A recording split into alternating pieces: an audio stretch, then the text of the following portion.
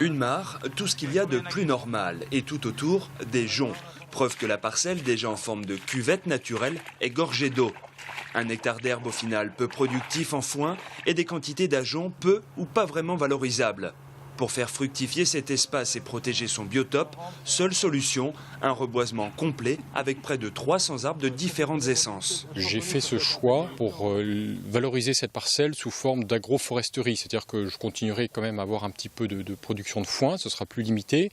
Par contre, il y aura des arbres qui ont été plantés aujourd'hui, donc plusieurs centaines d'arbres, devraient pouvoir d'ici quelques années se valoriser sous forme de bois. Dans ce plan de reboisement, Vianney, également chasseur, est activement soutenu par la Fédération départementale de chasse. Depuis 15 ans, plus de 303 000 arbres et arbustes financés par la Fédération des chasseurs ont été plantés.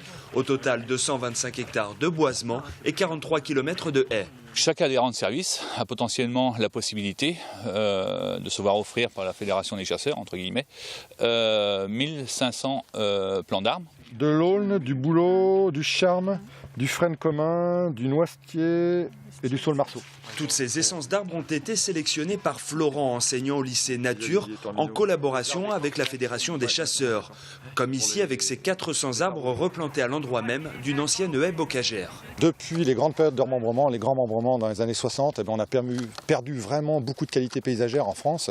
Et dans ce milieu bocager, on essaye de redonner un petit peu de diversité, quoi. Ce chantier école est pour les élèves du lycée Nature un véritable support pédagogique qui a permis la plantation de 700 arbres dans la journée.